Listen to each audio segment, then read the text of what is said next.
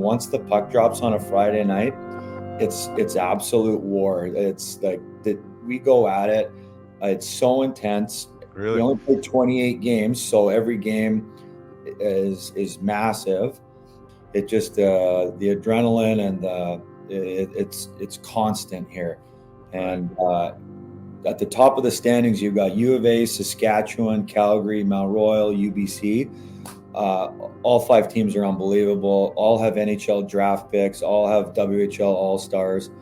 And the caliber, when you come on a Friday night to see U of A versus UBC or Calgary versus Saskatchewan on a Friday night, it's unbelievable hockey. That was Sven Butenschon, head coach of the UBC Thunderbirds of Canadian U Sports. And you are listening to the Up My Hockey podcast with Jason Podolak.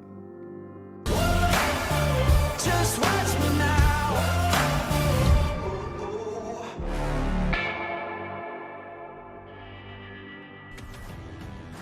Welcome to Up My Hockey with Jason Podolak, where we deconstruct the NHL journey, discuss what it takes to make it, and have a few laughs along the way.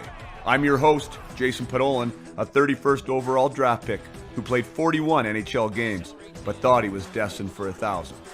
Learn from my story and those of my guests. This is a hockey podcast about reaching your potential. Hello there. Welcome back to the Up My Hockey podcast, or welcome to the show for the first time. If you are a first-time listener, happy to have you. This is episode 130-something, I think maybe 131. And today we're going to talk to an old teammate of mine by the name of Sven Butenschon. Sven was somebody I crossed paths with. Why is that so hard to say? Back in the WHL, he was with the Brandon Wheat King. Oh my goodness, the mouth is not working today. He was with the Brandon Wheat Kings when we were crossing paths with the Spokane Chiefs. They had the best team in the East. We had the best team in the West. So we clashed in a WHL final. Our paths crossed again in the minors here and there, and we also played together in Mannheim in the DEL with the Adler. So we know each other personally, but haven't chatted in like forever. So I just had something come up on social media the other day that said he won Coach of the Year, and I reached out and said, hey, let's have you on. And he came on, and I'm very thankful that he did. First of all, we didn't talk about his career at all, despite the fact that, he would have a lot of things, I'm sure, to say. And maybe we should revisit Sven for another episode, because the guy played 140 NHL games. He played with Pittsburgh, Edmonton, the Islanders, the Canucks. He was a stay-at-home defenseman, big, lanky guy, 6'6", had a really long stick and a lot of stick-to-puck work with him, and was a good skater, puck-moving defenseman. Get that puck out of his zone. And he was always, as he says in the conversation, like right at the end, he mentions that he was always either like a 6 in the NHL or a 7, or the first guy kind of called up in the minors. So if you look at his hockey DB, it's crazy, like how many teams he played on, up and down in the minors.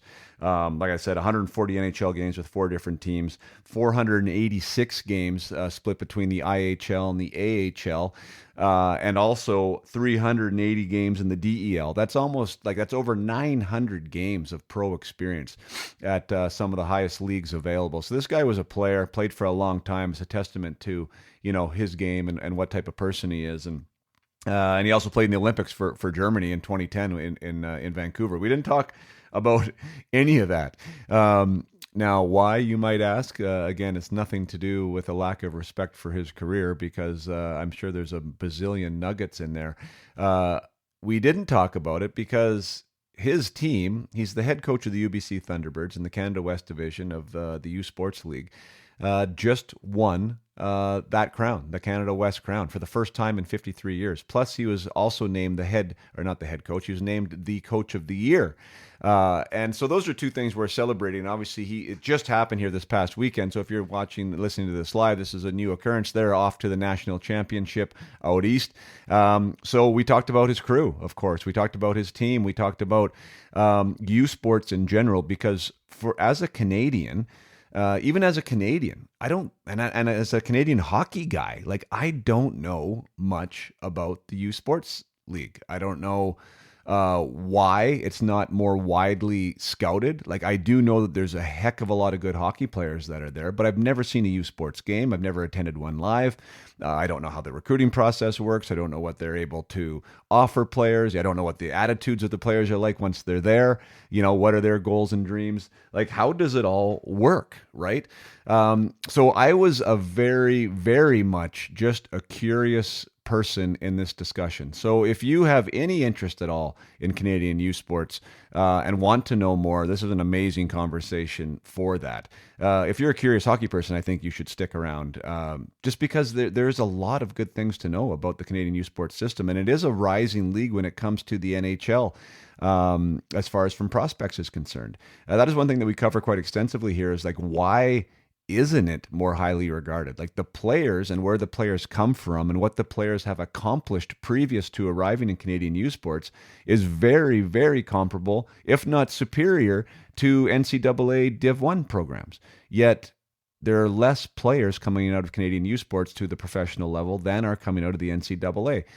It doesn't really make sense, and we sort of break that down about what is happening. I mean, how the culture in Canada needs to change about it. What the marketing is like for it, what the brand is like for it. I mean, it's just a completely different animal up here. But what is being missed is some amazing hockey that's being played. To Sven's point, these are wars on the weekend. These are really good players, old players, experienced players, old players by the like, I'm talking like mid 20s, 23, 24, 25, that are playing some really, really good hockey. So so it's a conversation based around the Canadian university system.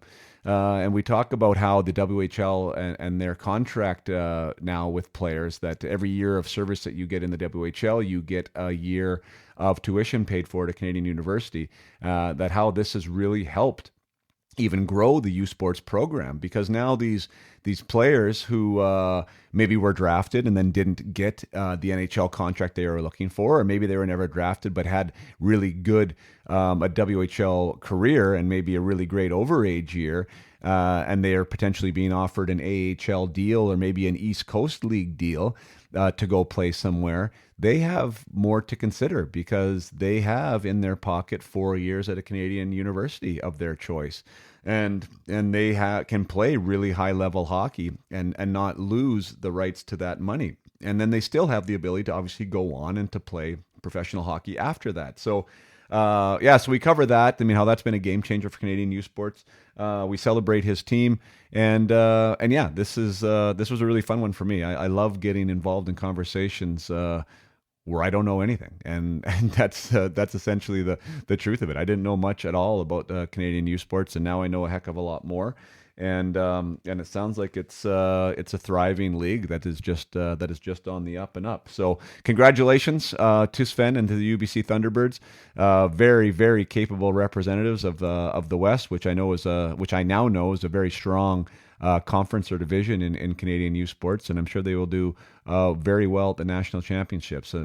They will have to contend with, if they get to the final, the monster from University of New Brunswick that went through an undefeated season this year, that did get a little bit of social media shout out and awareness, but apparently they just have a wagon over there, and it sounds like they're a very good team. So best of luck to the UBC Thunderbirds. Best of luck to Sven. Congratulations again on his Coach of the Year award win. And I think that it's now a good time to cut to the discussion with Sven Butenschon, head coach of the UBC Thunderbirds. Enjoy. All right, here I am sitting with an old teammate from back in, the DEL Mannheim days, and now the head coach of the UBC Thunderbirds. Welcome to the show, Sven Butenschon. Thanks for having me on, Pods. Hey, man, it's just wild the way it kind of worked out. I know you're not very active on social, but your wife handles your account there and posted your award. First of all, congratulations on Coach of the Year. We'll get into that, but I was like, awesome, Coach of the Year. Let's see if he wants to chat. And then here we are, 3 days later or whatever, maybe a week later, and And then I was just looking up because I want to know about U Sports, right? And I don't know much about it. And then when I did that, I saw that you guys just won the Canada West. So I had no idea. So this is like super exciting for me. And I guess also for you, because you're just coming off this big championship. So where should we start? Maybe, I guess we should start with the championship. Like how the season must have just been an absolute blast. Like let's get into that. Yeah, man, it's been so much fun. We had a bit of a veteran group coming back. We didn't lose much after last year. So after we got knocked out last year, the boys came up to me right away and said, that they have so much more to give, and next year's our year. I didn't even initiate some of those conversations. They came right to me with so much confidence. And we lost in the Claire Drake against U of A in Game 3 of the semifinals last year. So then when you fast forward to this year, we're playing, and my message after that game was, let's make sure next year that game is in our rink with our home cooking and on our terms. And we went out there this year, had a great regular season, got first place, got the home ice advantage. And then in the quarterfinals, we have a bye, so we're watching U of A go to Saskatchewan. Their game, their series goes to the final game. They win in overtime. Boom, we get U of A at home on our terms, just like we talked about a year before, almost 365 days earlier. So that's the team we wanted. And we were super excited to, seek some vengeance and finish the job. And then in our league, the top two teams from Canada West represent the West at nationals. So all you got to do is win your semifinal matchup, which is U of A. So they came in, they beat us on the Friday. Part of the problem with that first place seeding is you get a bye, so you're a little bit off with your timing. Whereas Alberta's played 3 incredible games against Saskatchewan. The final game goes into overtime, so they're battle tested. Their juices are flowing, and they come in on Friday night and they beat us. And they checked us really, really well. And U of A normally is stacked with tons of offensive players, 100-point dub guys.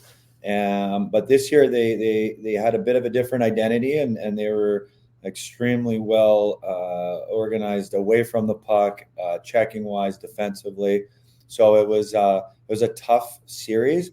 We win on Saturday, we win on Sunday, get the job done, book our ticket to nationals. But it was a tough series. 3 games, it goes 3-3 in playoffs. I mean, think about that, Pods, like how intense playoff hockey is, how physical it is, the emotional ups and downs. Because if we lost on Friday, so you come to the rink on Saturday being positive and, optimistic, but you fall behind on the early on, or you give up a couple. You start thinking about those things. So we kept our routine. We stayed mentally focused and tough. Got the job done against U of A, and then regrouped during the week. And then we hosted U of C, the Calgary Dinos, in the finals here. Same thing, lose on Friday. Saturday we fall behind 1-0. We get a power play in the second. We execute on the power play. And then halfway through the third, it's a D-zone face-off. Jake Lee, one of our standout defensemen, makes a great little outlet play off the face-off win. Jack Wismer slashes across through the neutral zone, takes their D wide and buries it off the rush, go up 2-1. And then we locked it down the last 10 minutes. I don't think we gave up a scoring chance the last 10 minutes. The guys were sacrificing every body part they could, blocking shots, get the win, tie the series 1-1. And then Sunday do it all over again. And that was just an electric game. So cool to do it at home in front of the friends and family, and the atmosphere. We got about 1,500 people in the rink, and it was something else, man. That's cool. So So you came from down 1-0 both times, and so that first series, if I got that right, like if you won that series, you've punched your ticket now to nationals. Like whoever won against the Yes. Dinos, like you guys are both going, but it's just for the Yeah. prestige of actually winning the playoffs, Yeah. right? And a better seed at nationals. Right.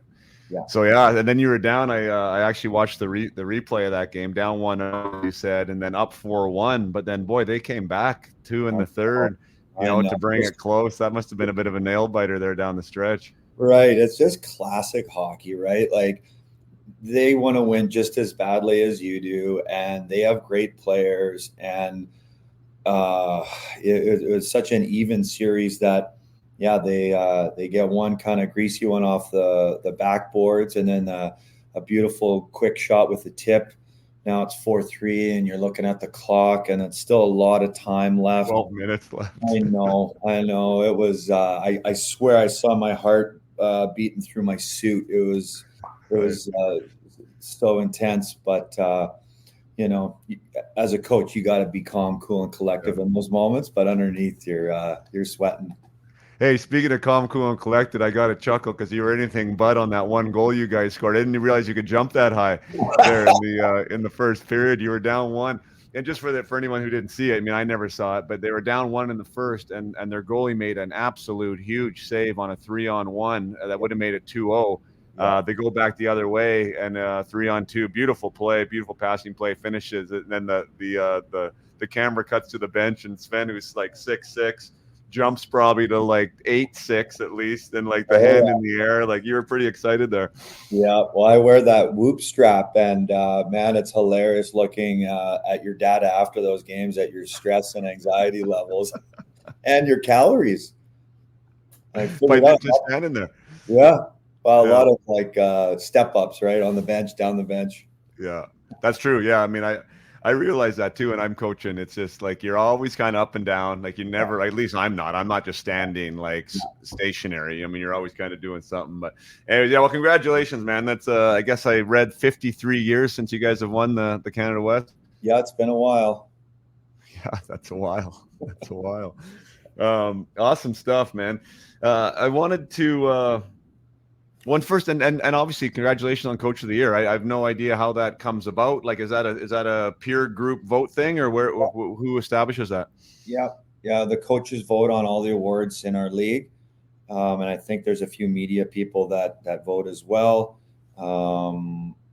Yeah, I think for us finishing in first place, hosting. That was the first time we've ever hosted Canada West Finals. So. Amazing, first time 50 whatever years winning it, and that was actually the first time we ever got to home ice and host that right. Series. So yeah, just classic team success. Coach gets the feather in his cap, I guess. Right. Well, I mean, congratulations. Obviously, you're doing something right there, and you've been there since 2015, which gets me. I'm just going to be super curious hockey guy right now because I don't know much about youth sports. So, like you being there that long. Are you responsible for the recruitment of the team? Essentially, are you like coach GM? Is that how that works? Or yeah, coach GM, recruiter, meal planner, psychologist for 27 guys. So it was a steep learning curve at the beginning because I came from the pro side of things where all you do is wake up, train, go to the rink, eat, nap. Do it all over again. Completely different animal here, especially at a high academic standard school like UBC. What the guys do in the classroom is just so impressive with the academic load of the school, and then to come to the rink. And I mean, I'm sure you got a grasp on some of those highlights. It's just the caliber of hockey is unreal. Nobody really talks about it. Like you're curious, and most people are because we don't do a great job marketing or selling the league. Right. Well, that's kind of where I want this discussion to go because there has been some guys have now been getting signed, NHL pro deals out of youth sports. And yeah, I mean, maybe we will dive in. I mean, so you You being a recruiter, well, I mean, and again, so I assume, I'm just going to assume that most of my listeners are essentially like me, that they don't know much about the league. I'm curious about it. I don't understand why the NCAA D1 has been positioned as higher. And just from the simple fact of the majority of the players in your league, from what I have seen and heard, are Western League graduates, and a lot of times good players, and taking nothing away from the BCHL, because there's a hell of a lot of good players there too, but there's a lot of players that can't make the WHL from the BCHL that go on to have D1 scholarships and play in this league that seems to produce more pro players. So that's maybe my starting point, is like, should there be more players coming out of U Sports signing pro contracts, or where do you think, like, is it being watched more in your opinion by NHL scouts? Like, how does that all look on the landscape? Well, lately for us, yeah, there's been more eyes in the rink, and I get texts from NHL scouts quite a bit now. There was a head pro scout at one of our games about a month ago, watching a couple of our guys. But you're right on all that stuff. I'm recruiting right now, mostly WHL guys. I still try to get a couple tier 2 guys in there because, honestly, Pods, those guys are phenomenal in the room. They have so much to prove. Sometimes you get a dub guy who is a little pissed off that he's not playing for the New York Rangers and his buddies are with the Chicago Blackhawks, and he's playing U Sports, and it might take him till Christmas to kind of snap out of that funk. Whereas you get a tier 2 guy, we got a few of them on the roster, and they're so pumped and excited to be here, and their practices are their games, and it elevates the practice quality. And so those guys are super important, and some of them turn into solid U Sport players as well. So we don't just recruit them because they're good guys; they're still good players. Yeah.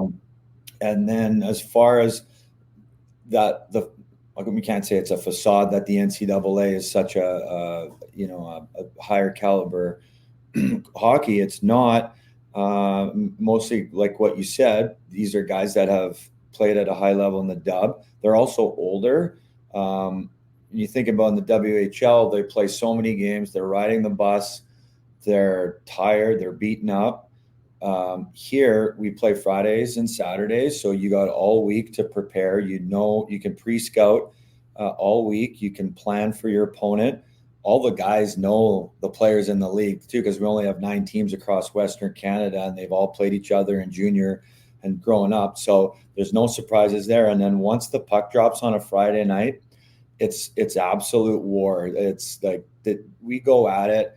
It's so intense. Really? We only play 28 games, so every game is massive, and we don't have fighting, which also leads to a lot more emotion. Like sometimes you just need a fight or two to settle things down out there, but we don't really have that in our league. So it just the adrenaline and it's constant here. And at the top of the standings, you've got U of A, Saskatchewan, Calgary, Mount Royal, UBC. All 5 teams are unbelievable. All have NHL draft picks. All have WHL All-Stars. And the caliber, when you come on a Friday night to see U of A versus UBC or Calgary versus Saskatchewan on a Friday night, it's unbelievable hockey. It's somewhere between the A and the coast, I'd say.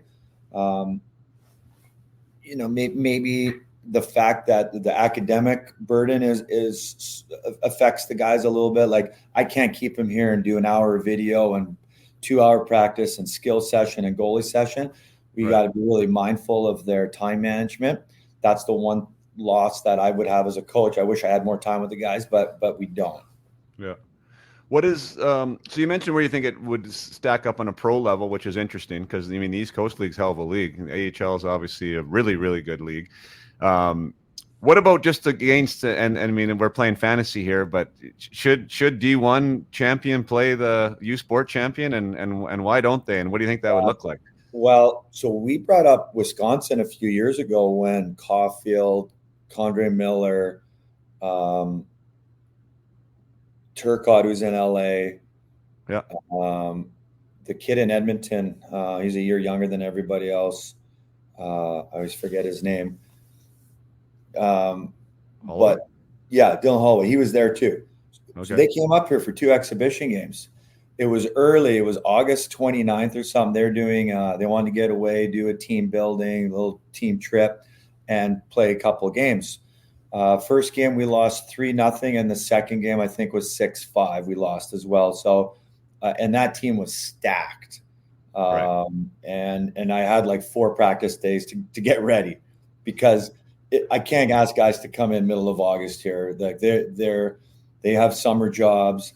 The cost of rent in Vancouver, as you probably know, is crazy. So I can't ask the guys to come any earlier. So we had four practices to get ready for Wisconsin, and the games were super competitive. Out east, you've got the University of New Brunswick, who they historically are the top team. They play exhibition games against AHL teams and NCAA teams, and they're unbelievable too. So, I think what you get in the NCAA is more speed, more skill, but youth. And then in our league, it's heavier hockey, older guys, stronger on the puck. So it would be an interesting matchup for sure. Right.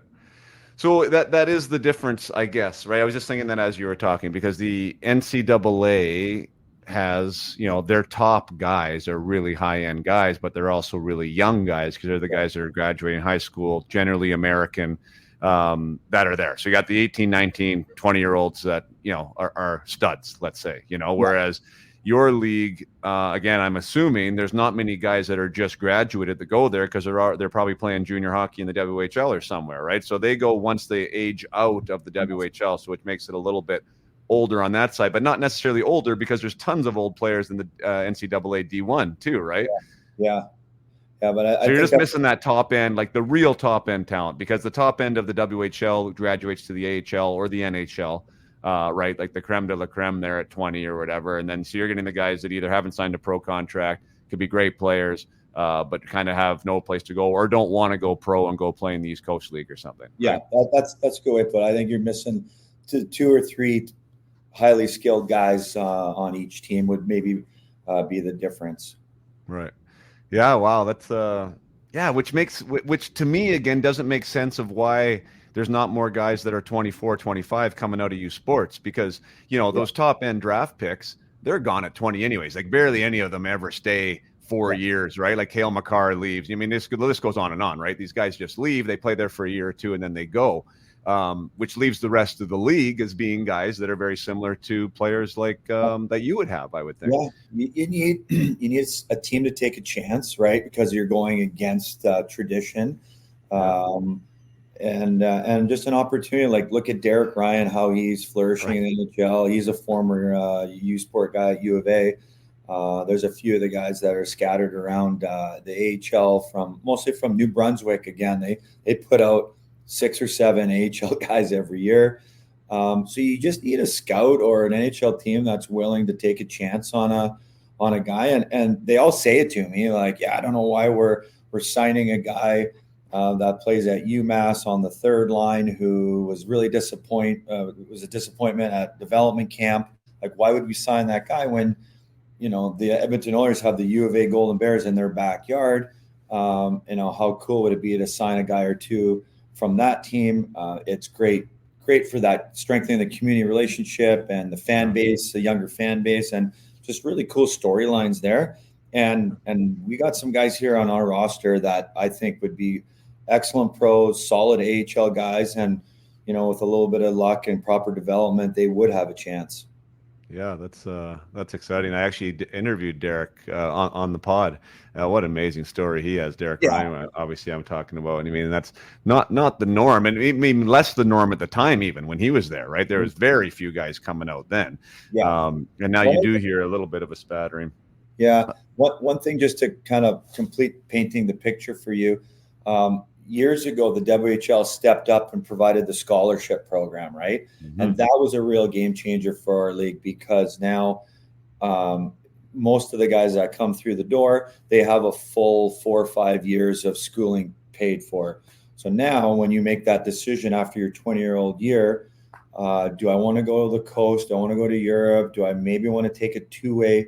Like, I had guys that turned down two-way deals, AHL East Coast deals, to come here because they're smart enough and the parents are smart enough to know, okay, well, if you're playing the A as a 6D man and the Anaheim Mighty Ducks send their defenseman down to the AHL team, and then you got to go down to the coast, and then you're in the coast for 2 months and you're not making money, your credit card's getting racked up, and you're going to lose that scholarship that the Dub's providing. So that's kept a lot of players going and excited and active in our league.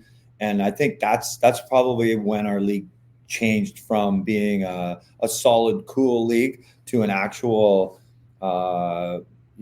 impressive. Like if you came to me, man, you like, even for the first time I got here, I stepped on the ice and I was shocked. I was surprised. I had no idea how good it was.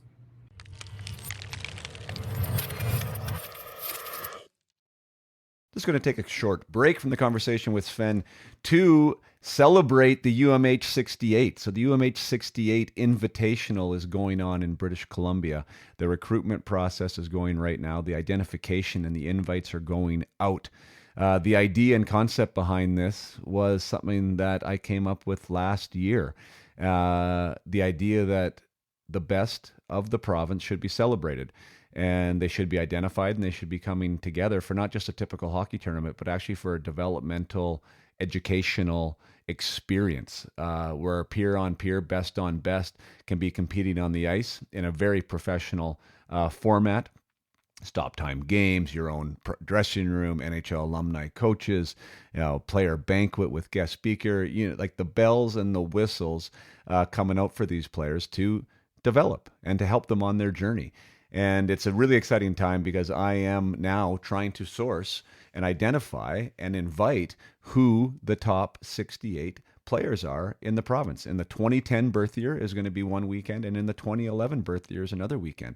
And we do have a lot of invites out. I am handling the admin of this, which is crazy to do 2 weekends now. We can imagine over 100 invitees that we have to find emails for and have to identify as being deserving of the invitation, and managing all the forms and the information that goes along with that. So it's crazy. It's a crazy time for me right now, but it's super exciting because I get to go to these tournaments, to these playoffs, to these provincial championships, and watch these different age groups, and along with my network that I'm establishing as far as area representatives of who know the players to make sure these invites go out and to make sure they get recognized. Last year was the inaugural event for the 2009s here in British Columbia, and it was fantastic. The proof of concept was amazing, and it really got me excited about doing it again this year. And instead of having 30 days like I did last year, but actually to have a season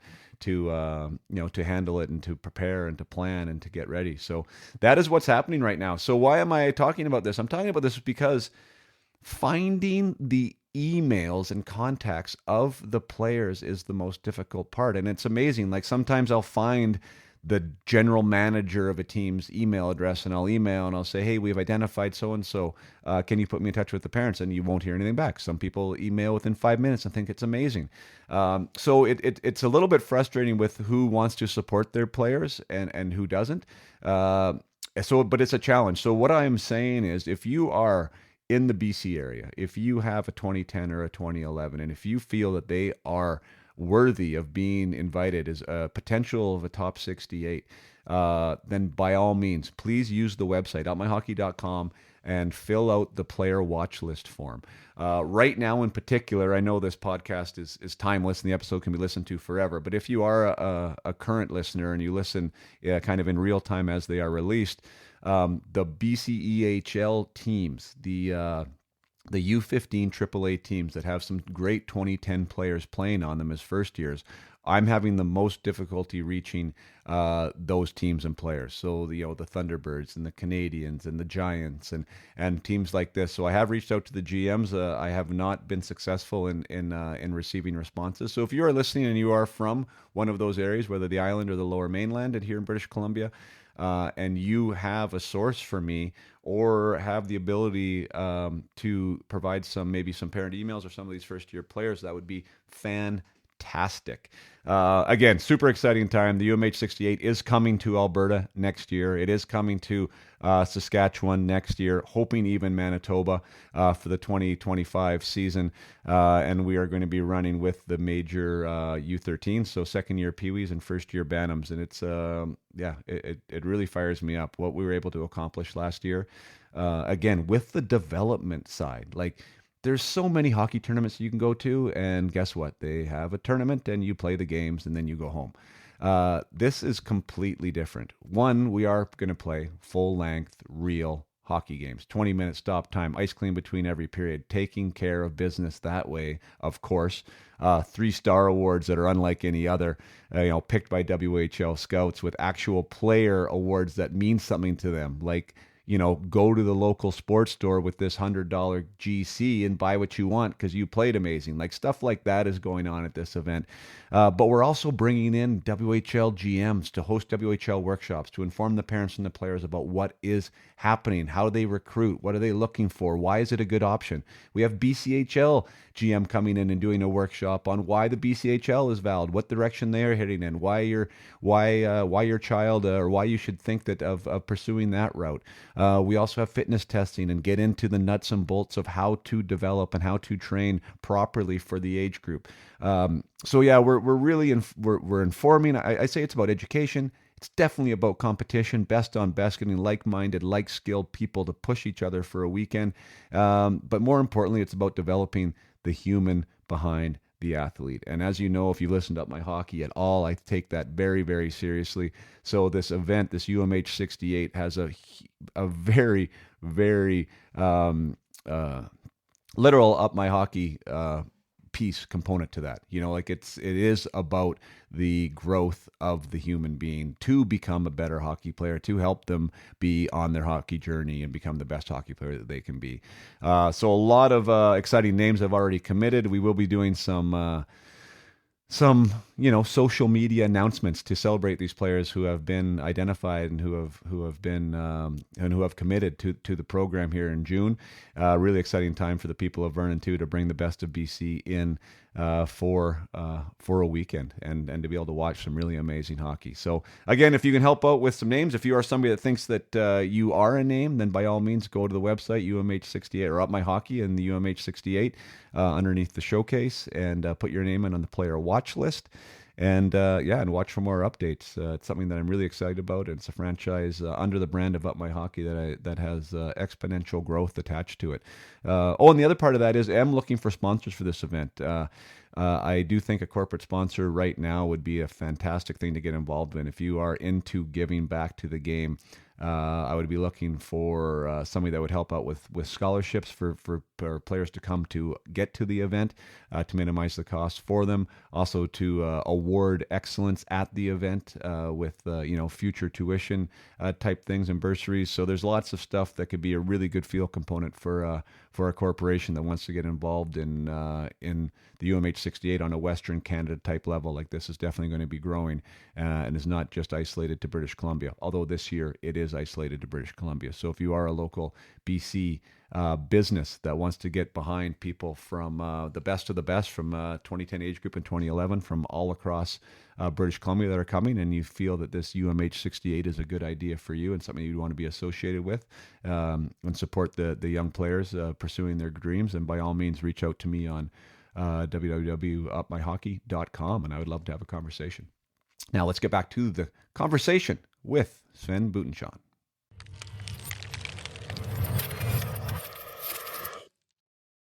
Yeah, I mean, that's really exciting. I actually had that on my list of things to ask you about, because so that is one of the things that I believe, and now correct me if I'm wrong, that you're fighting against the D1 schools, is that they can provide athletic scholarships and these guys don't have to pay, right? Yeah. You guys can't do that. Is that true? We can provide awards.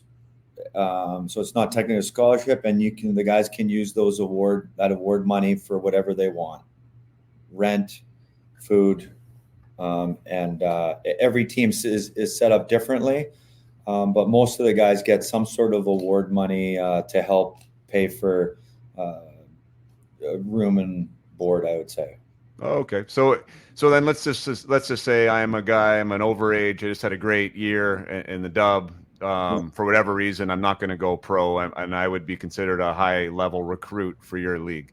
Yeah. I'm coming with my 4 years of WHL scholarship money. Yeah. How do you influence me to sign with the UBC? Like, is there something you can do with that award? Can you guarantee award money, or how does that work? Yeah, every year you're on the roster. That's how we do it. I don't. I've heard stories about other programs where you have to have a certain grade point average, uh, and other things. But for us, I shake their hand when they agree to come with their letter of intent, and whatever that award money is, we hold them and us to that, and we make sure that um, we do whatever we can to keep them. Gotcha. Is there written in the rules, like there's some cap, I assume, on what this award money can be or can't be? Yeah, I'm not exactly sure. It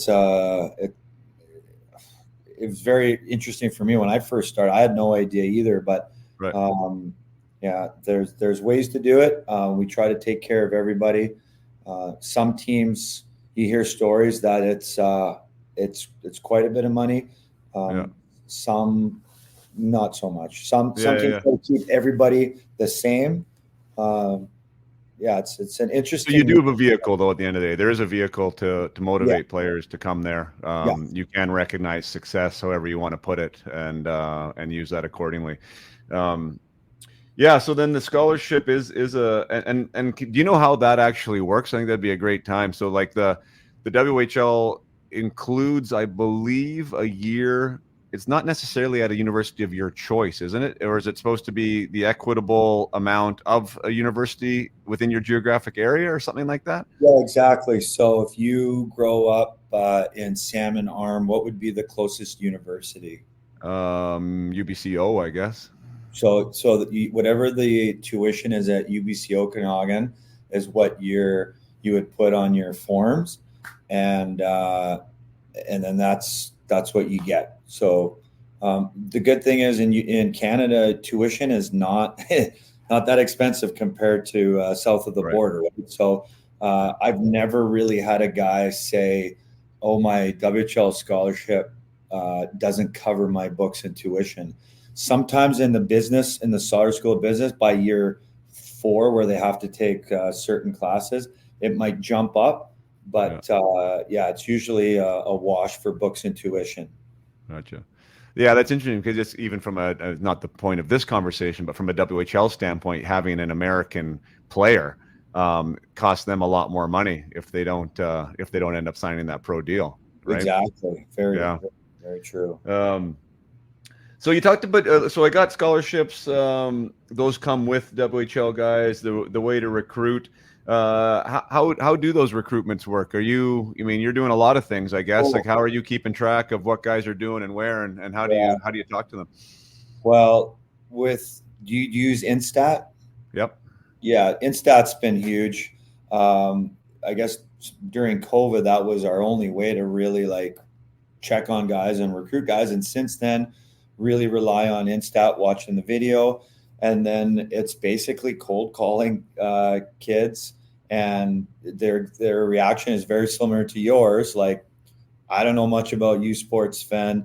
I'm focusing on my NHL career. I'm waiting for my contract, and I'm like, "Yep, totally understand that. Just want to, make sure that we're talking. And if you don't get that call, you don't get that offer that you're happy with, at least come down to UBC, meet everybody, check out the facility, walk around campus. Once I get them on campus here and they meet the guys, we have an unbelievable group of guys. Our staff, our alumni are unbelievable.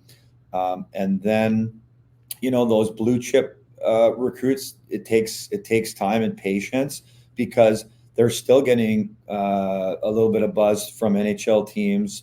They're still getting invited to development camps, so they're not really going to commit very early. Right. But yeah, the kids with really good guidance and parents that are on top of it, those conversations go a little bit better. Like, I called a kid who was drafted by the Ottawa Senators And when he answered the phone and I introduced myself, he said, I was waiting for your call. So you can't be intimidated by, he's drafted in the third round or not sure if he's going to sign. Like, you basically got to swallow your pride and call everybody, especially kids that grew up in the area and local kids. Yeah. We've been lucky in BC. The talent level has really improved over the years. And then I kind of like to reach out to the prairie guys for some of the grittier sandpaper guys. So if you can, you get a combination of kids from across Western Canada. We got one guy from the OHL, Jack Wismer, the guy who scored that big goal on Saturday.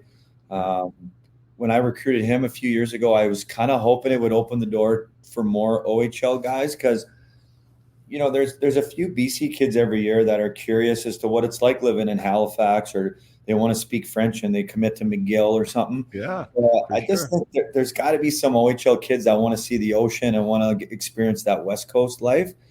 So you still try to cast a wide net and go for those guys too. Right. That's I imagine there's some. I mean, hockey is a network, so meaning that you must have programs that you like to pull from, maybe, like whether it be a certain WHL team where you have a really good relationship with the coach and it's almost like he's calling you and saying, hey, check this guy out. Like how does that kind of network and that back and forth go? And I'll just add one more piece layer to that, because when I'm working with guys now at whatever level, I'm making them really understand the idea that your coach needs to be your biggest fan in some capacity, because that's usually the guy who's answering the phone for you. I didn't understand that as a pro as well as I should have, and I think that affected some things. And I'm just talking with these guys now, like when you are having these conversations, like what do those conversations sound like and what do they look like? Well, great question, Pods. You find out which teams, GMs, coaches, even agents in that really care, right? Because from the agent side of things, they're not getting paid once the kids come here. How hard are they trying? How honest are they with their guidance to come the U Sport path? So you find out which agents are really caring for the individual. Mm-hmm. And then most of the dub guys are awesome. Like they're super honest and supportive, but also really loyal to their guys. So you got to consider that. We get to watch a lot of Vancouver Giant hockey here, which is great for recruiting. You kind of lean on, like you said, your contacts in the dub. Also, your contacts in the NHL for me are huge, because they have a book on all those kids from when they were 16, 17, maybe 18. Once they're 19, they're like, the NHL amateur scout, their job is the draft. So once they're age out of the draft, they're not really focusing on the 19 or 20-year-olds, but they have the book on them. So I'll reach out to those guys, and they've been a huge asset recruiting-wise, because those guys are unbelievable at their job, and they have pages of info on players, and they talk to trainers and billets, and they do. So that's what I was going to get into, because I know the players. I mean, we were players. Obviously, we were really concerned about what our on ice stuff was happening. Like how we could skate, or what our shot was like, or what our stats looked like, all that stuff. And maybe not really understanding, the calls that are happening about what type of teammate, or what type of dedication or perseverance, or these types of things. Is that stuff is included in those reports that you're getting? Oh yeah. Like Cole Schwebus, our starting goalie in the playoffs here, didn't have the best junior career, but one of the scouts that I really lean on and respect said, I don't know how much he can help you on the ice, but he's an incredible human being. And then he just went off about his character. And if you look at the way that you hear the team that he works for, you hear that a lot. We bring in unbelievable people, and you work with them, and you kind of build around them, and you have a confidence in your culture that they'll figure out the hockey stuff. So if you recruit 26 beauties that are going to go to war for each other and die for each other, you got something there. Yeah. Yeah. I mean, I really like that you said that, because the thing, and especially if we're talking like somewhat of an equal or close to equal skill level, right? Like Totally. that, who's going to push who, right? And who's going to get more to somebody, and who's going to expand their game more, and who's going to, I mean, like it's just like checkbox, checkbox, checkbox, right? When you start really understanding what that personality is like in the room. And that's one of the things I'm trying to get players to buy into, is like, all the time you're spending on your power skating. I mean, I love it. Go do it. Like, the physical skill set matters, but like, if you're not working on your people side, the human side of who you are and why you're doing it, like, you're missing 50% at least of the game. Yeah. Oh yeah. And those scouts, like I said, they dig deep. They'll talk to, teachers at the schools. They'll talk to the billets, the trainers, the equipment managers. They talk to everybody about that stuff. Yeah, that's wild. Yeah. And like you said, it's so competitive. I know you're in it with the minor hockey, and you give them, you're doing a lot in the minor hockey stuff. You must see so many kids out there that are unbelievable skaters, phenomenal hands, all the Power Edge Pro stuff. Like, it's so good. It's so competitive. So you're bang on when you got to find an edge. You got to be able to check another box somewhere. Yeah. Yeah, I think it's actually one of the biggest competitive advantages that players have now, like that piece of it. Because the game has become a little bit individualized, right? And a little bit, some of those aspects that I think that we really were drawn to with the game when we played. Like, I'm not saying it's not there, but it's just different, right? I think the room is a bit different, and I think the way kids are raised is a little bit different. So I just think that it's not, you don't find, to use your word, a beauty every time you open up a dressing room door, right? Or, there's not as many of them. So I think that they do become a little bit of a shinier object. Yeah, absolutely. Finding the glue guy. Yeah. I was going to ask you that. So when it comes to, well, first of all, you already said 1,500 fans for like the Western Canadian Championship. And now that's a big difference between what they're going to get in the U.S. college, and I've also seen the dressing rooms, like the facilities at these places, like they're like palaces. They're better than some NHL rooms. So Yeah.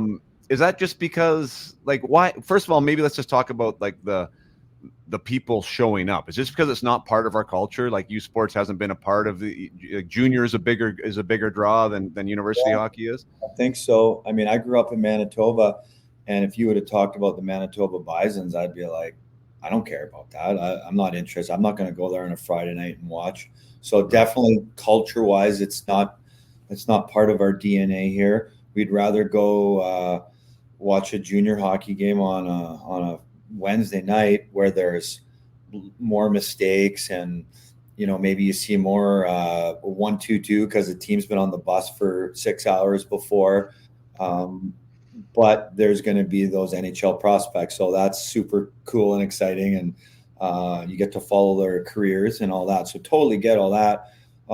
It's also just that that's the hockey side of it. The university side of it, we just don't have that drive. We don't have TV contracts. We don't. You don't walk around campus and see the merchandise and the school colors everywhere. It's Right. just, we're Canadian, and it's not like that here at the university level. Is there less like, I know alumni feed the system a lot in the States. Is that not as much of a thing in Canada, to your knowledge? No, it is at our school. It is anyway. When we won on Sunday, our whole hallway was full of alumni from different generations, and talking to some of the guys that have been here a long time, that was the coolest thing they've ever seen, was just the different generations of all the alumni that were here. And maybe we would have loved to win it in 2, but the fact that you win it in 3 on the Sunday allowed more alumni to come and take more hockey in, and that was phenomenal to see. I love. I mean, tradition. I mean, the alum. I mean, It's not as special when you're playing, at least in the places that I played, because it wasn't really celebrated. I mean, I think it's all about like what ownership does with it, right? But like now that I am an alumni, like it's interesting to see the places that I played and how they handle that, and what that feels like now as a graduate of the game. And it's pretty special. I mean, a place like Montreal that everyone talks about, like that has the history, celebrates the history, keeps the history present. Like it can be a huge piece of the culture building, that goes on in there. Oh, you're so bang on. It's a huge part of my recruiting pitch as well, because we do have a phenomenal group of alumni.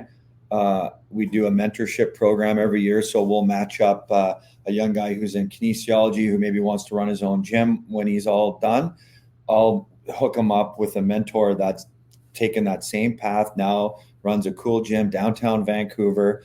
And, there's another person you can lean on and in your network.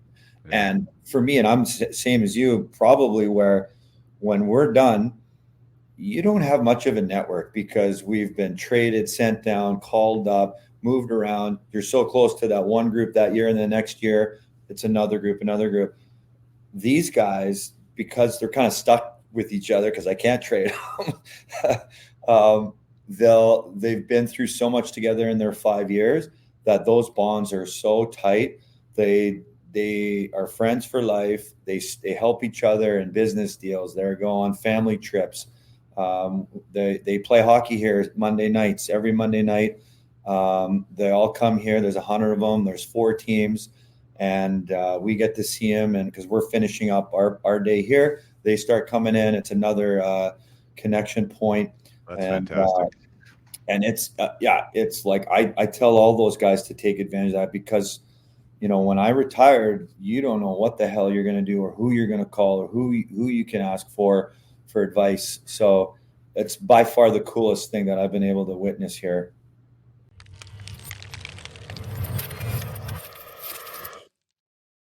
Just going to take one more short break from the podcast here to give a shout out not only to some local sponsors that I'm going to recognize individually, but just all across the hockey landscape, those good men and women who are involved in companies, who are involved in some type of corporate entity, and give back to the game that has probably given them so much. So, the community lumberyard that gives back to minor hockey, or the community steel mill, or the mom pa shops that donate to these organizations and associations, and really allow the game to flourish as it has, and to lower the costs for those involved in it. I mean, hockey is rising in costs, as is everything. It's not just hockey, but hockey is inherently in a more expensive game than others to be played. And it is something that I battle with all the time, is like, what do we do to keep costs low? How do we protect the pocketbooks of people who are involved? And how do we allow a really good player be a really good player without being from a rich family? It seems to become tougher and tougher for these things to happen. And without the corporate sponsors that are helping keep costs down, I think it would be even more daunting for some people to be involved in the sport. So I just wanted to say that in general. I think it's an amazing thing. I know I try and do my part with Up My Hockey, and even with me with Up My Hockey, like when I do get sponsorship, I'm not sure if people really understand, and I'm not really sure how other people do it, but like the sponsorship dollars that I get go directly to savings for the players involved. So for instance, like the 2 companies that sponsored my spring team this year, that money went directly to the program, to the jersey kits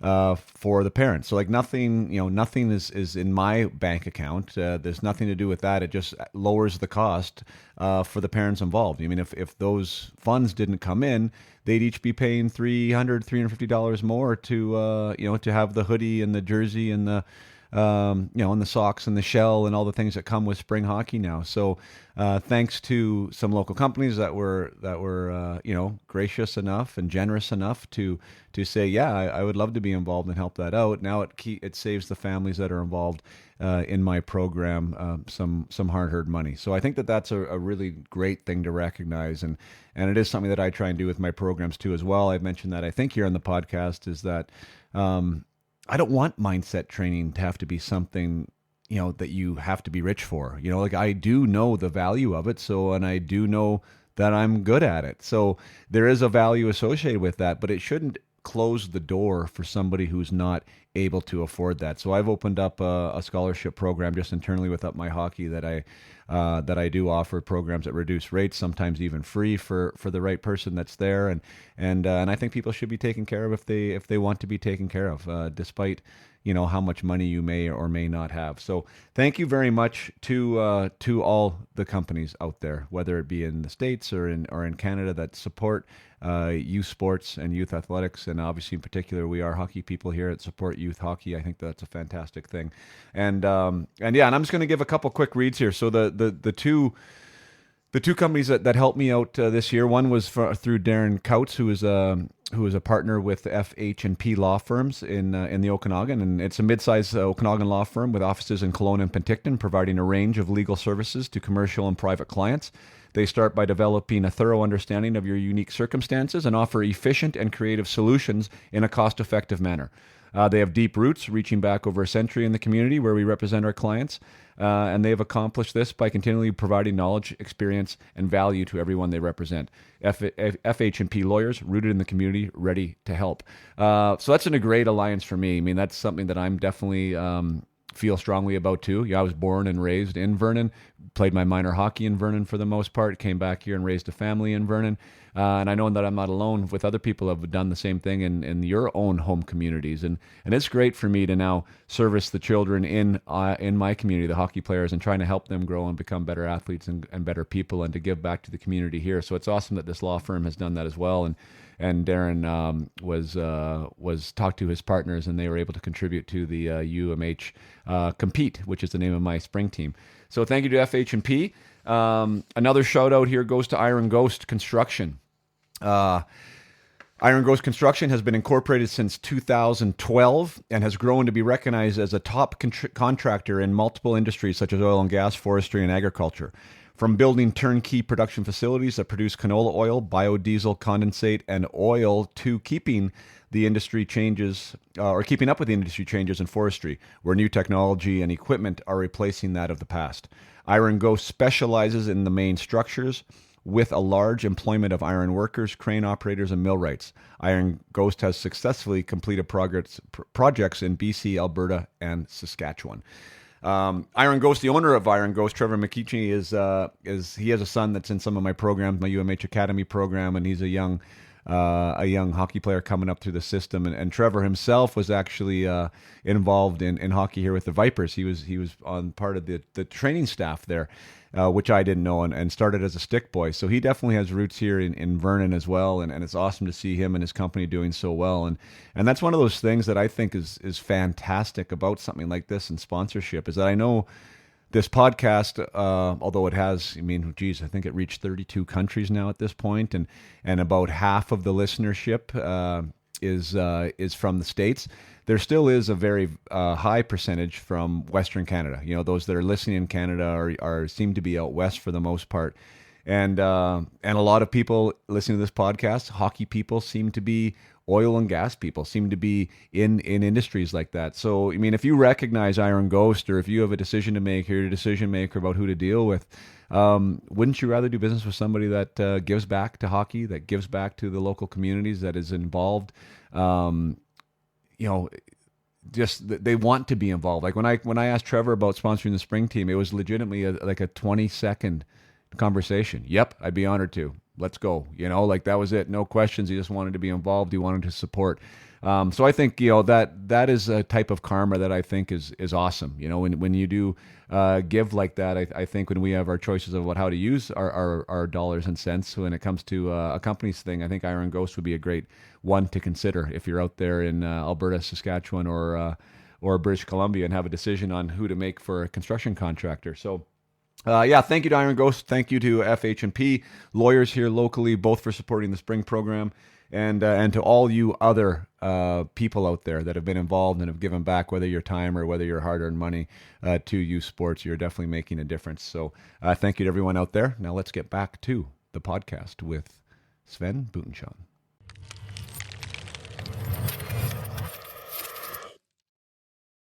The thing I was going to ask is, so like when you get these guys, and you kind of already touched on it, that maybe he's out of the WHL, bit of a chip on his shoulder the first, half of the season, doesn't feel like he should be there. And then that shifts. Like, what is the opinions or like the goals or the attitudes in general of players playing youth sports? Is anyone trying to still be a player? Like, is that like what they're there to do? Or has most guys now shifted gears and they want to be the doctor, the dentist, and play hockey while they're doing it? We do have a very smart group. We've got like 8 All-Canadians, which is 80% or higher, which is crazy thinking about the sport that they play, the physicality, the violence, the travel all the way to Winnipeg on a weekend, and then have a midterm exam Monday morning. Like, it's crazy that they're still able to excel in that. But to answer your question, they all still live and die for hockey. We have like today, for example, I have an hour ice before practice starts. So the goalie coach gets here, they do their goalie session. Guys want to go out there and work on stuff, they can, and then we'll start practice after the open ice or the skill development ice. And there are, once the guys are here for a few years, the school does get pretty darn heavy, and I wouldn't say their focus shifts, but it just, the school is very, very heavy and very challenging, so it might take away a little bit of their focus from being at the rink. But again, like, that's where the culture and recruiting are just so crucial at this level, because you got to help each other out. And if you have one guy who, was at class during a road trip, he's able to help the guys that aren't. And What while we're having this conversation, I just started thinking, like, what is stopping, or why aren't BCHL players, let's say, or AJHL players, like, why is this promised land U.S. schooling? Like, why don't you have any 19-year-olds, 18-year-olds coming out of Canada that are going to you, especially if you have this award money that maybe is the same or different? I don't know. It's just less glamorous, or who knows, I guess. Yeah, less glamorous. I hear on the radio the commercials from the BCHL, announcing 7 more scholarships, and there's cool music in the background, and they list those kids, and a lot of those kids were already committed before they even got to Penticton or wherever. No disrespect, but yeah, it's just that coolness factor. The stuff, especially on social media, like you're saying about the dressing rooms and the crowds, like, we're never going to be able to match that. So it's a little more, it's very pure here. Like, once you come here, it's such a mono a mono once you're on the ice, because there's no TV, there's not very many scouts anymore. You're not getting called up. Maybe your parents aren't even watching anymore because they're tapped out and they live a province away. But once the guys get on the ice, you're basically looking at 2 dudes who want to rip each other's heads off, and you're playing at such a pure, primal level. It's very cool. That's wild. So I looked at your team a little bit, and a guy like Jake Lee, or my other guy is like Sam Huo that I grabbed, and those are just names, and just purely from looking at how big they are. Where they played, kind of what stats they had in the WHL, and that they're also doing really well now at the U Sports level. Like, are these guys pro hockey players, do you think? And if so, like, what do you get the phone ringing from these guys, or how does that work? Yeah. I think, the first few years I was here, we were struggling to make playoffs. Always a battle to make playoffs, eliminated first round kind of thing. But last few years, with team success, like anything in hockey, right? The more success, the more wins you get, the more eyes are watching, and the more opportunity there is to move on. So now, teams are calling about those 2 guys. Like you said, the size helps. Like, Sammy's 6'5", Leeser 6'3", and really strong and heavy on the puck. So those guys would make really good pros. Sammy's knock is probably his skating, even though he does get the job done. It's a little bit of a unique style. But then you look at a guy like Mark Stone, who's a captain of the NHL team, who skates this a very similar way. So again, it just goes back to somebody's got to take a chance on these guys. Right. That's fun though. I mean, it's exciting too, at least for me, assuming that these guys would still maybe like to pursue a pro type of career at some day to know that, the phone is being, is ringing, that there is maybe somebody watching. And I guess all it takes too, I think, is a couple guys, like a couple more Derek Ryans to come out of there, right? And to be a player and be like, okay, this now makes this league credible, and we're going to have more eyes there. Yeah. And we haven't even talked about the European opportunities. Like most of the guys, that's where they end up after is Europe. And I think that that Austrian league, the leading scorer is Stephen Oury, who played at U of A, and that's a heck of a league, right? You remember playing some exhibition games against teams from Austria, and then they're scattered around Europe, and excelling over there too.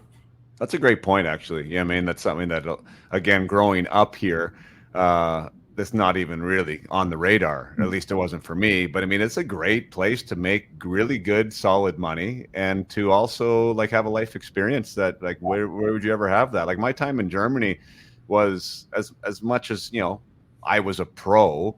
It was just like the experience that I remember more than the hockey, like living in Germany and the culture and where we got to go on the vacations and all that kind of stuff that was so close. Like, I really think that was a really cool part of my hockey journey, and I'm super thankful for it. Yeah, you were really good at that. You really leaned into getting out there and integrating yourself with the city and the coffee shops and the nightclubs and all that stuff. I wish I would have done a better job, but I think, Allie and I had kids at that point. Well, yeah, and you know what? And you ended up playing NHL games after that. So, I mean, maybe I went to a few too many coffee shops and nightclubs. But, just from that perspective, though, like, that was interesting. You're that lockout year, Heck was back, and, it was I just had my shoulder surgery, so I wasn't really the hockey player that I was previous to that. But it was fun. I mean, that's all I know is, like, I was really curious about different things and different people and different cultures, and that was part of the juice for me, was for sure being over there and single at a time, not having the family, so I wasn't tied to any responsibilities other than the hockey. And when we had the free time, I was definitely quick to go explore and see what was going on, right? So that was really fun, and more guys should consider that as a viable option, because hockey can be a great vehicle for that kind of stuff. Yeah, 100%. Yeah. I think we got all the notes here. I wanted to talk about you because your career, and when I brought up your DB, it's amazing. It's not many times I see a guy that's played in more places than me, but I think you might have doubled me. Yeah. Oh man, that wasn't, especially early on, because Pittsburgh, they didn't have their own farm team at the beginning. So to start your pro career in the IHL in Cleveland, then go to Syracuse in the A, back to Houston in the I. Then we finally got Wilkes-Barre. That's when we were the inaugural year there. So pretty important development years, I would say, like seeing how it's run now, how important development is now.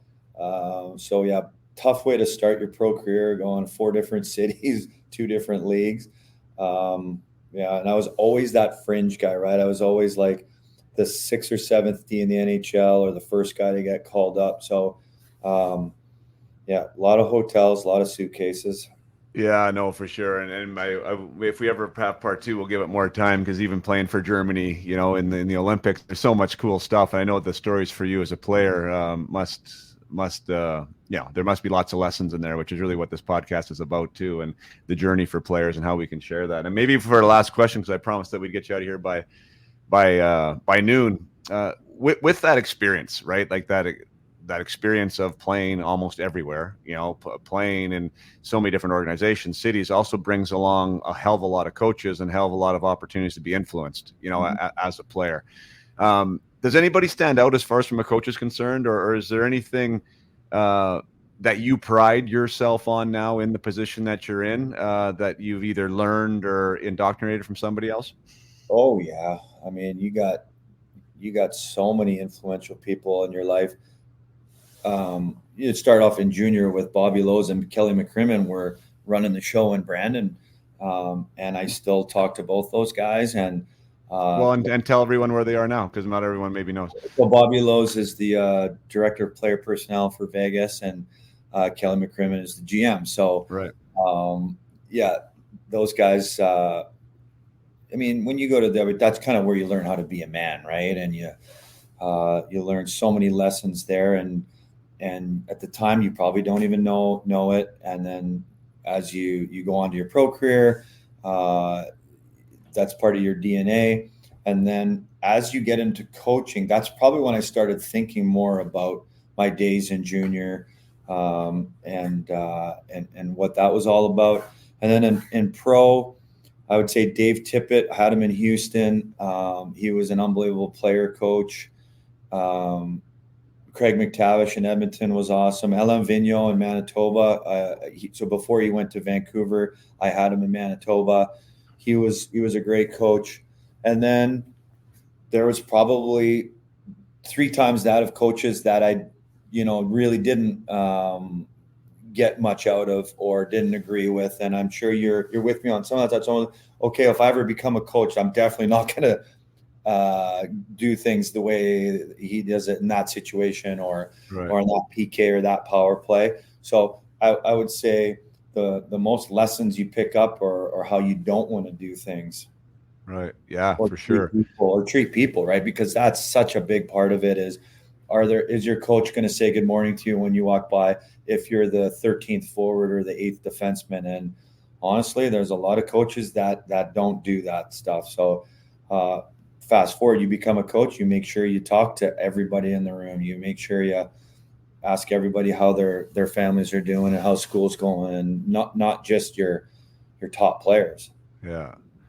I'm glad you brought that up, because like when you were talking about great coaches, the ones that you had, in my head, I was thinking what I've heard from them. Dave Tippett's great person. Vigneault, great person, great communicator. Can't remember who else you said there, but like that, when I look back too, is like those were the guys. Like some guys are better in X's and O's. Yes, there is a differentiator there, but most guys that are behind the bench like do get the game, right? Like the game side of it. I think it was the people side that got missed most often. Absolutely. Right.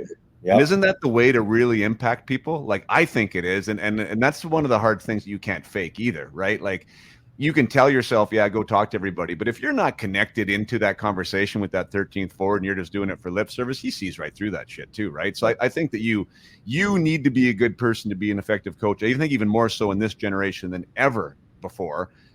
Because it's not just a jump and everyone says how high. Like you need to have a connection with players to get more out of them, correct? Oh, absolutely. And, with a little bit of luck and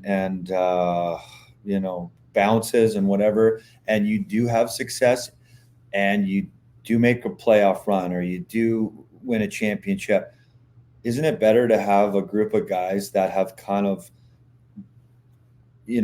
relied on the culture and the team bus mentality rather than winning a championship maybe just because you were scared to make mistakes or this is what the coach wanted? If you get 26 guys that believe that their fingerprints are on the success of the team and the win that night, and they're a part of that process, whether it's bringing them to meetings or asking them what they think of the power play breakout, all that stuff. If you allow them to be a part of that and you get success, my goodness, like that's what it's all about. Yeah, I agree. Yeah, no, that's a great way to wrap. You obviously got something going on there. I'm sure the longer you're a part of the organization, I mean, the more you feel intrinsically a part of the culture, I'm sure, like your fingerprints are all over it at this point. And I'm sure, that's a really, really special achievement here, into your 8th year here, having the championship and knowing that this is a group that you recruited and you've grown together with, I'm sure as an individual level as well, and see these young men grow into men. So congratulations on all that, Sven. I really appreciate you taking the time here. Best of luck in the big championship. What's that called? National championship? Is that kind of the same thing? Yeah, we're off to nationals on Monday.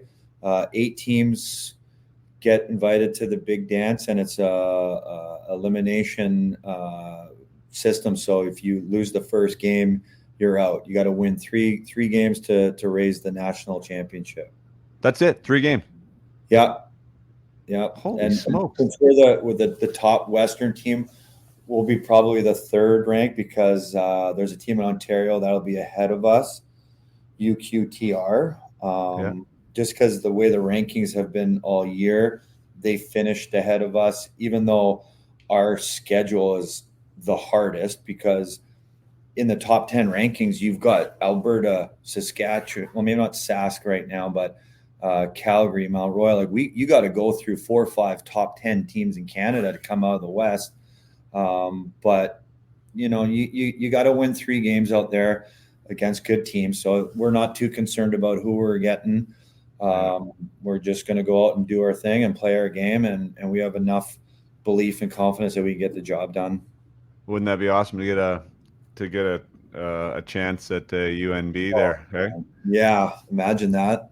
That would be unbelievable. Yeah, I mean that 30-0 year. I know I won't drag this on, but what a crazy story that is. It didn't get that much attention, and even looking at that group, like 47 goals against in 30 games, like that's crazy. What they've been doing there. So hopefully you get a chance in the final, and for you guys that give them their first loss, and that would be a great way to end it for you. Yeah. So awesome, man. Well, we'll catch up after you bring home the trophy, and thanks for being here. Anytime. Thanks, Pods.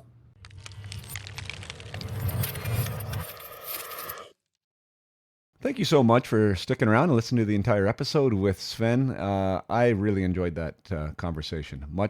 I have much greater knowledge about youth sports. I do believe, it starts with the exposure of it and what it is. And if those of you are in a market that has a team, go watch. The hockey is incredible. I take Sven's word at it. Like I said, I haven't seen a game, but for him to say, it is what it is, I believe him at face value that it is that you are going to see a heck of a hockey game on a Friday or Saturday night in your area where a university is. So by all means, it kind of breaks my heart. He was talking that they had 1,500 fans in their arena. I have no idea how many seats their arena holds. I wasn't able to ask that question as he was on a tight timeline, but 1,500 to watch some amazing hockey at a championship level.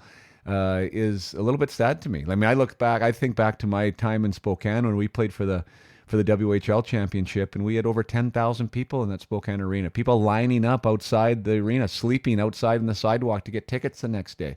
Obviously before the time of internet and everything else, to get tickets and to have these great hockey players. Leaving it all out there on the ice and having 1,500 people there, I think that there should be more and should be a greater appreciation for what's happening. So, if you're an NHL scout, and I know you're out there, and I know you are listening, some of you, go see these places. Like, why wouldn't there be free agents there worth signing? Like it happens at the NCAA level that 23, 24 year old seniors come out of there and get NHL deals and play pro right away, AHL, even NHL level. Like this, the programs in Canada with the hockey players playing in them, predominantly Canadian hockey players playing in them, they're good and they care and they play hard. And why not recognize that league and get some eyes on it, and which in turn would get more people eager to play there. Nothing against our American counterparts, but I'm sure the Americans don't really like Canadians going down there and taking away their scholarship spots either, right? They should want to be developing their own American hockey players through their collegiate system, as we should be wanting to develop our players through our collegiate system. So I think we should have a clearer pathway to youth sports in general. It seems like it's definitely not a highly considered option at this point, although it is becoming more highly considered as we discussed here on the podcast with the WHL scholarships are now associated with it. I think that's a great move. But boy, we should be doing more to promote that program and to promote it from within. And also, it needs to be promoted externally, though, as I said, with it being recognized by professional scouts and professional leagues and with professional contracts, that this is a place where you can go to develop and you still will be recognized and can go and play pro hockey. So I hope you enjoyed the podcast. I hope you enjoyed the discussion. Sven, we should have him back because, again, his tenure and resume as a player is very extensive, and I'm sure there's lots that we could find there to not only celebrate but to break down and find lessons from. But that will be for another time. Thank you for sticking with us. Thank you for being here, and hope to see you again for the next episode. Till next time. play hard, and keep your head up.